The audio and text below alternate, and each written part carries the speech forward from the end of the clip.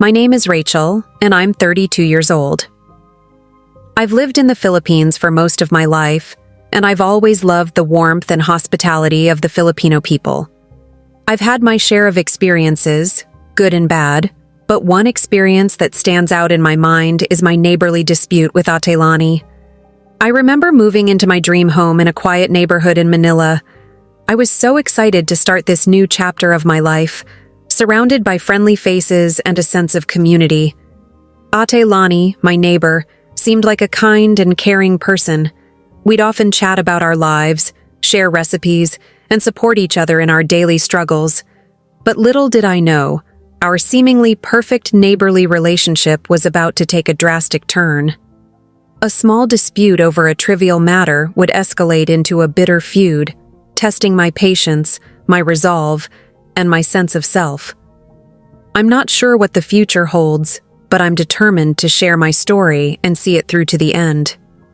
As I look back on our relationship, I realize that there were signs along the way. Little things that seemed insignificant at the time, but turned out to be important in hindsight. I wish I'd paid more attention, wish I'd been more aware of what was going on. But hindsight is 20/20, and all I can do now is tell my story and hope that others can learn from my experiences. I'll never forget the day our dispute started. It was a typical Sunday morning, with the sun shining brightly overhead. I was busy with my daily routine when I noticed Ate Lani approaching me. Her tone was different, her words piercing. I was taken aback, unsure of what I'd done to trigger her outburst. As I reflect on that day, I realized that it was just the beginning. Our dispute would escalate, and things would get much worse before they got better. But I'm getting ahead of myself. Let me start at the beginning and tell you the whole story, from start to finish. It's not always easy to confront the truth, but I hope that by sharing my experience, I can inspire others to stand up for themselves and seek justice, no matter how difficult the journey may be. The question is, what happened next? How did our dispute escalate into a full-blown feud? And what did I do to try to resolve it? I'll share my story, and you'll see how it all unfolded. It's a story of betrayal, of hurt, and of growth. And it's a story I'm still trying to make sense of, even years later. As I sit here reflecting on the events that transpired, I'm reminded of the complexity of human relationships. We never know what lies beneath the surface, what secrets our neighbors, friends, or even family members might be hiding. And sometimes, it's the people closest to us who can hurt us the deepest. I'll share with you my story. A story of how a small dispute turned ugly, and how I learned to navigate the aftermath. It's not always easy to confront the truth, but I hope that by sharing my experience, I can inspire others to stand up for themselves and seek justice, no matter how difficult the journey may be. The journey ahead will be long and arduous, but I'm ready. I'm ready to face the truth, to confront Ate Lani, and to demand justice. I'm ready to stand up for myself, to assert my rights, and to protect my dignity. And I'm ready to share my story, to let others know that they're not alone in their struggles. I'll start at the beginning and take you through the entire story. It's a story of betrayal, of hurt, and of growth. And it's a story that's still unfolding. I was tending to my garden when Ate Lani approached me. "Rachel, your plants are blocking my sunlight," she said, her voice firm. I looked up, surprised. "I'm sorry, Ate Lani. I didn't realize that. Let me see what I can do." But Ate Lani wasn't interested in solutions. "You need to trim them back now," she demanded.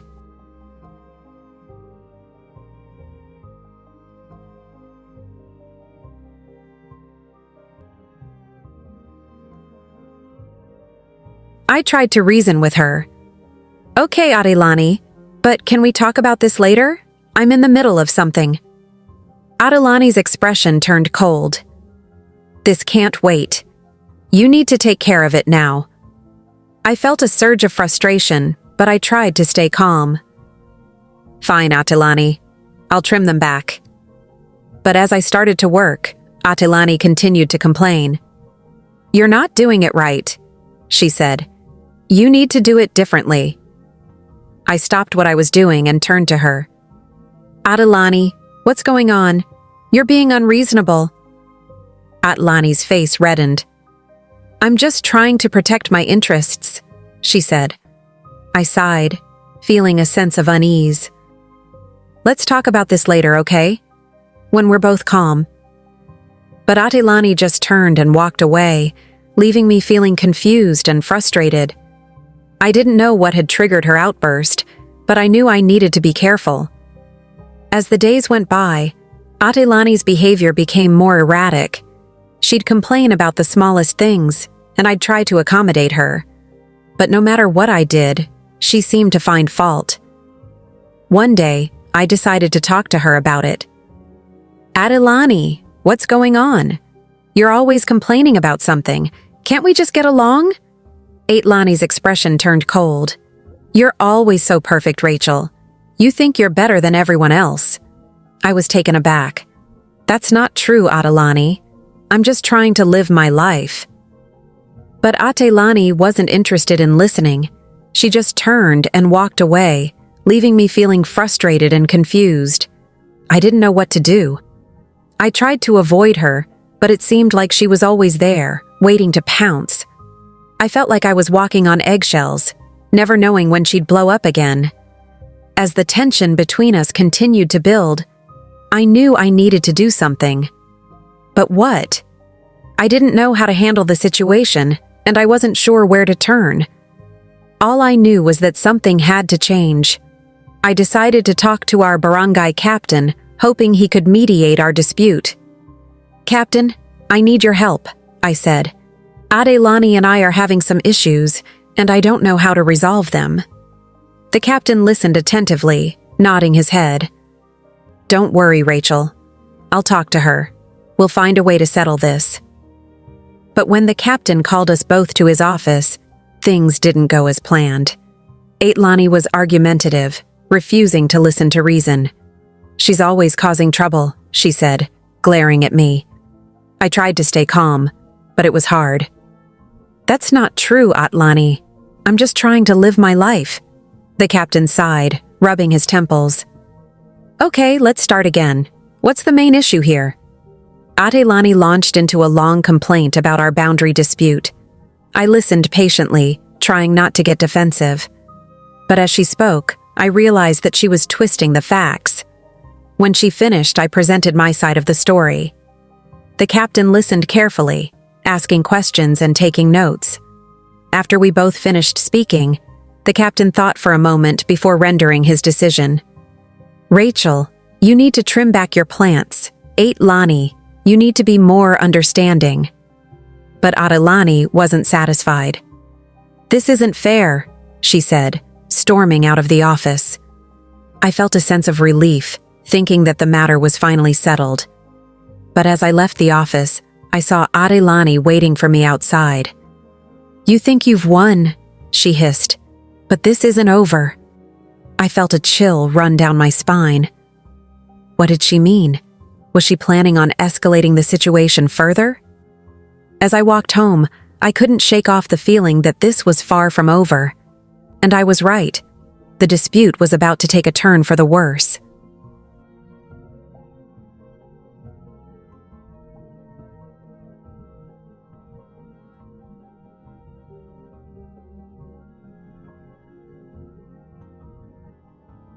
As I walked home, Atilani's ominous words lingered in my mind. "You think you've won, but this isn't over." I quickened my pace, feeling a sense of unease wash over me. The dispute with my neighbor had been brewing for months, and I thought the barangay captain's decision would finally put an end to it. But Atilani's reaction suggested otherwise. When I arrived home, I noticed something strange. The fence that separated our properties had been damaged, with several planks broken or torn off. I immediately suspected Atilani's doing, but I had no proof. I took out my phone and snapped some photos of the damage, thinking I'd show them to the captain as evidence if needed. The next day, I received a call from the captain asking me to meet him at the disputed site. When I arrived, I saw Atelani already there, her eyes flashing with anger. The captain examined the fence and shook his head. "This looks like a deliberate act of vandalism. Who do you think is responsible?" I hesitated, not wanting to accuse Atelani without proof, but the captain pressed me for an answer. "I've had enough of this," Atelani said, her voice rising. "She's been causing trouble since day one. I'm just defending myself." The captain sighed, rubbing his temples. "Let's not jump to conclusions. We'll investigate and find out who did this." He turned to me. "Rachel, can you prove that you've been maintaining the fence properly?" I nodded, pulling out my phone to show him the photos I'd taken of the fence before it was damaged. The captain examined the photos, then turned to Atelani. "It seems Rachel has evidence of the fence's condition before the damage. I think we need to look into this further." Atelani's face darkened, and she muttered under her breath. I sensed a deeper issue brewing between us, one that went beyond a simple boundary dispute. Maybe it was about more than just the fence. Maybe it was about pride, or power, or past grievances. As the days passed, the tension between Atelani and me escalated. She'd often glare at me from across the fence, her eyes filled with hostility. I'd try to ignore her, but it was hard to shake off the feeling that she was waiting for her chance to strike. One evening, as I was walking home from work, I saw Atelani standing by the fence, her eyes fixed on me. "You're going to regret this," she said, her voice low and menacing. I quickened my pace, feeling a chill run down my spine. When I arrived home, I realized that my house had been broken into. My valuables were scattered all over the floor, and some of my belongings were missing. I immediately called the police and reported the incident. As the police investigated, they found evidence that pointed to Atelani's involvement. When they confronted her, she denied any wrongdoing, but the evidence was mounting against her. The barangay captain was called in to mediate again, and this time, Atelani's behavior was more erratic than ever. She accused me of framing her, of trying to ruin her reputation. The captain listened patiently, but I could see the skepticism in his eyes. Finally, after hearing both sides, the captain rendered his decision. "Atelani, there's enough evidence to suggest that you're involved in the vandalism and the break-in. I'm giving you a warning. If anything else happens, you'll face consequences."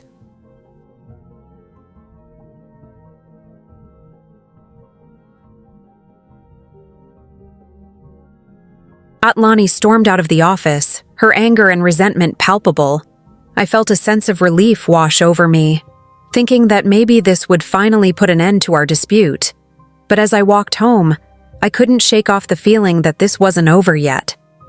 Atelani's parting words still lingered in my mind.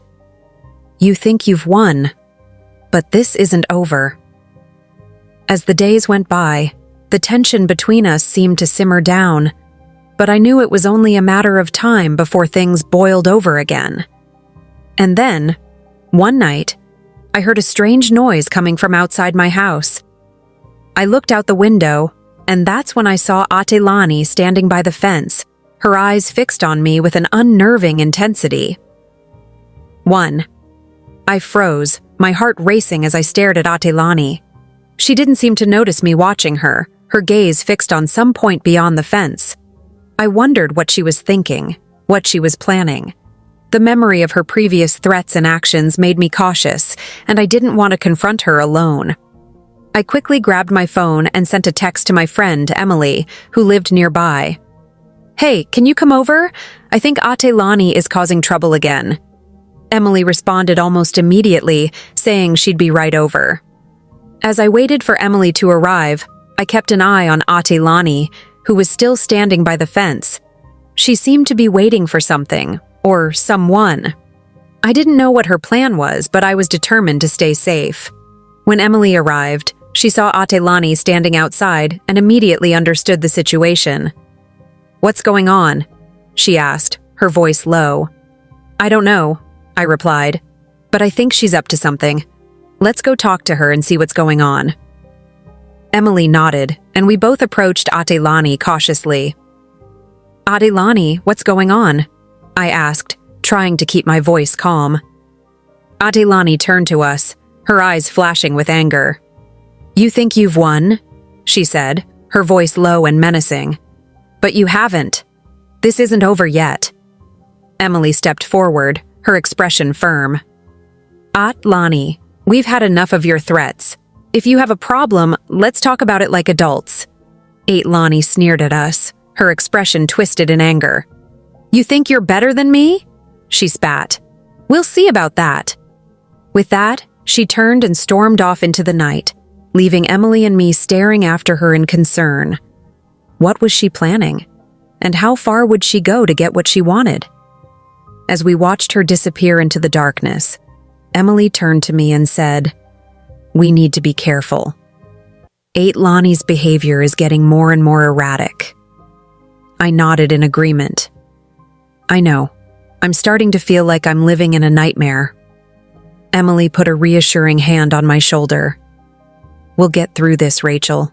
We'll figure out a way to deal with Adelani and put an end to this once and for all. But as I looked back at the spot where Adelani had stood, I couldn't shake off the feeling that we were in for a lot more trouble before this was all over. The days that followed were a blur of tension and anxiety. Adelani's behavior became increasingly erratic, and I couldn't shake off the feeling that she was planning something big. I'd see her lurking around my property, her eyes fixed on me with an unnerving intensity. One night, I received a call from an unknown number. Rachel, you're going to regret messing with me, Adelani's voice hissed on the other end of the line. You've been warned.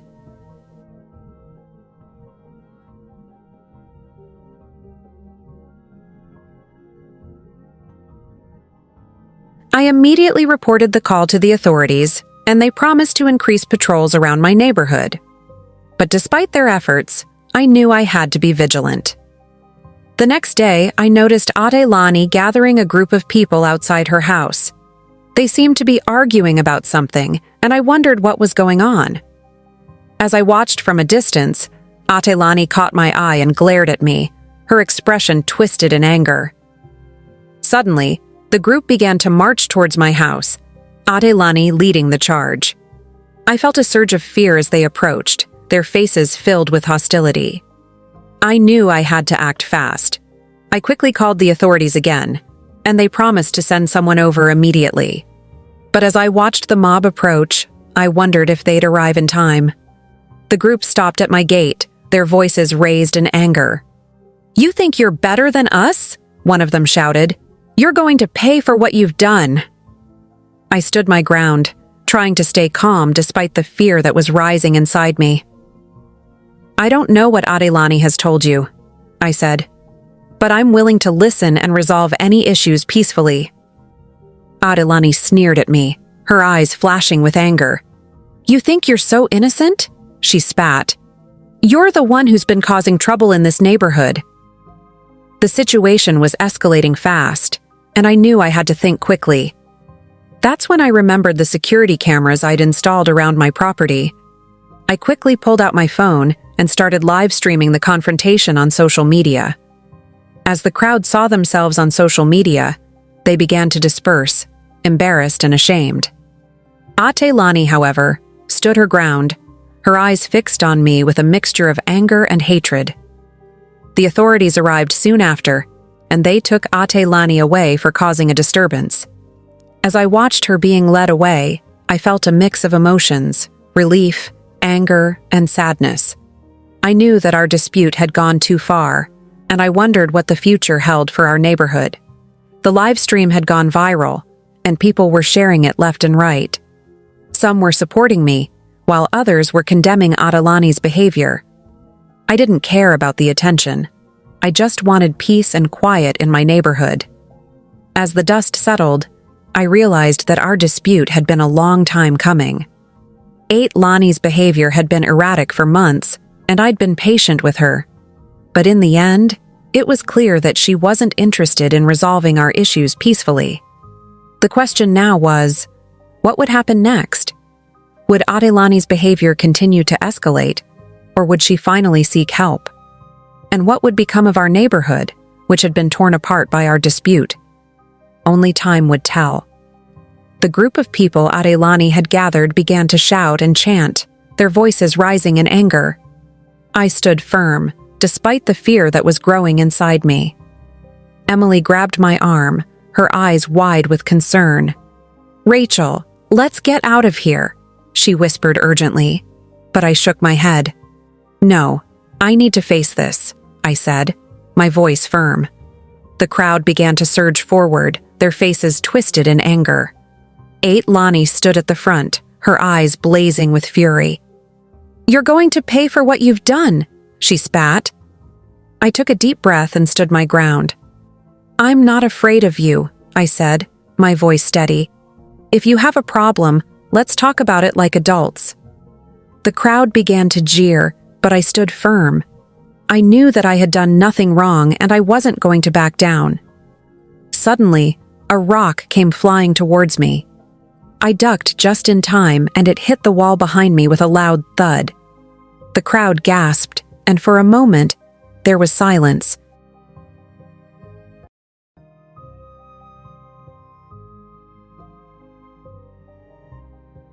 That's when I pulled out my phone and started live streaming the confrontation on social media.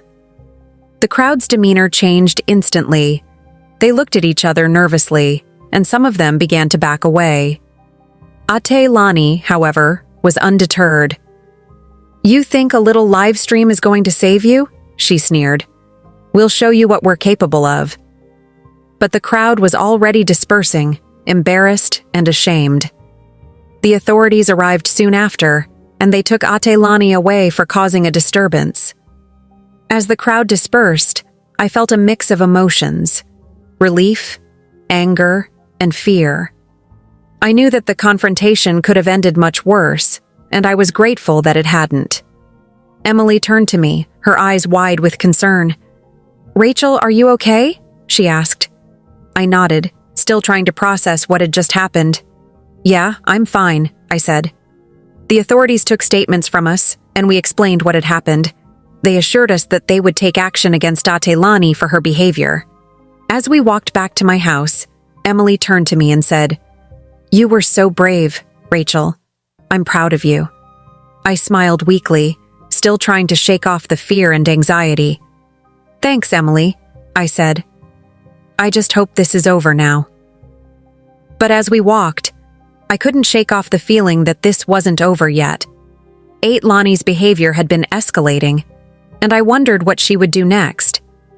The live stream of the confrontation had gone viral, and people were talking about it all over social media.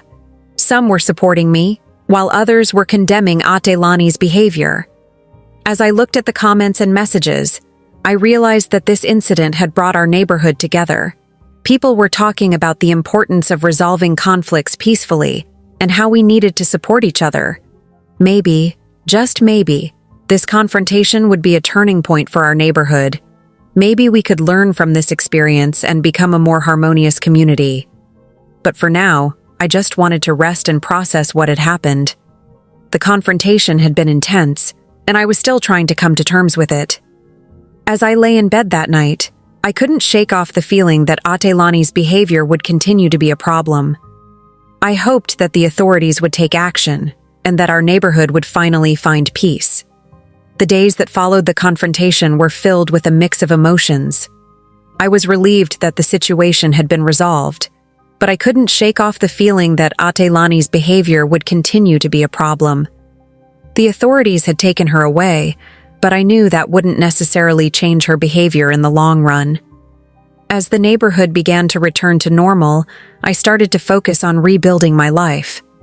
I spent time with friends and family, trying to put the dispute behind me. But despite my efforts, I couldn't help but wonder what the future held for our neighborhood.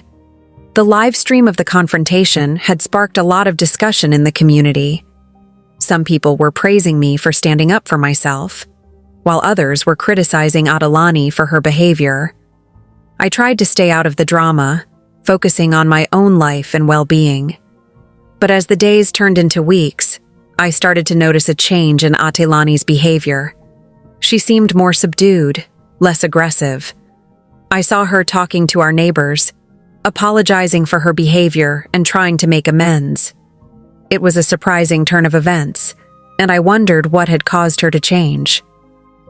One day, I ran into Atelani at the local market. She looked different, more calm and serene. "Rachel, can we talk?" she asked, her voice soft and gentle.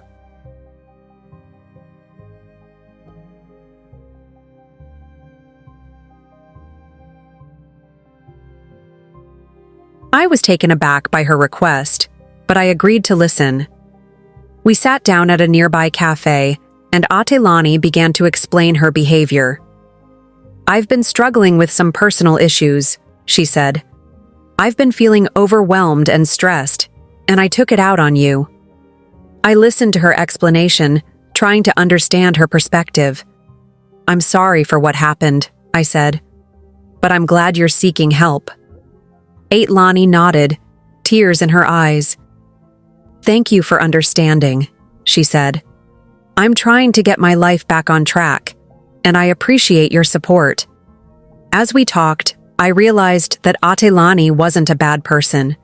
She was struggling and she needed help. I decided to forgive her, not for her sake, but for mine. Holding on to anger and resentment wasn't going to help me move forward. The conversation marked a turning point in our relationship. Atelani continued to seek help, and her behavior became more positive. We started to talk more, exchanging pleasantries and sharing stories. It wasn't exactly a friendship, but it was a start. As the months went by, our neighborhood began to heal. The dispute between Atelani and me had brought us together, strangely enough. People were more willing to talk and resolve issues peacefully. It was a silver lining, and I was grateful for it. I realized that conflicts are a part of life, but it's how we resolve them that matters. Atelani and I had taken a different path, one that involved understanding and forgiveness. It wasn't easy, but it was worth it. The experience had taught me a valuable lesson. People can change, and forgiveness can be powerful. I was glad that I'd taken the step to forgive Atelani, and I was hopeful that our neighborhood would continue to heal and move forward. As I looked out at the peaceful streets, I felt a sense of gratitude. Life is full of ups and downs, but it's how we respond that defines us.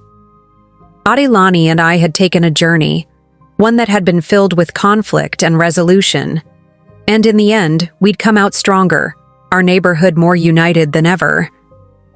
I sat on my porch, sipping a cup of coffee and watching the sun rise over the neighborhood.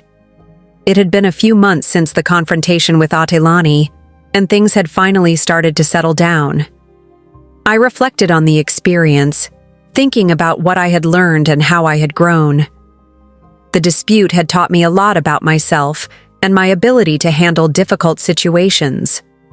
I had stood up for myself, even when it seemed like the whole world was against me. I had faced my fears and come out on top. But more than that, I had learned the importance of forgiveness. Forgiving Atelani had been a process, but it had freed me from the burden of anger and resentment. I had let go of the past and moved forward, and it felt amazing. As I looked out at the neighborhood, I saw people smiling and waving at each other. The tension that had been building for so long had finally dissipated, and our community was starting to heal. I felt a sense of pride and accomplishment, knowing that I had played a role in bringing people together.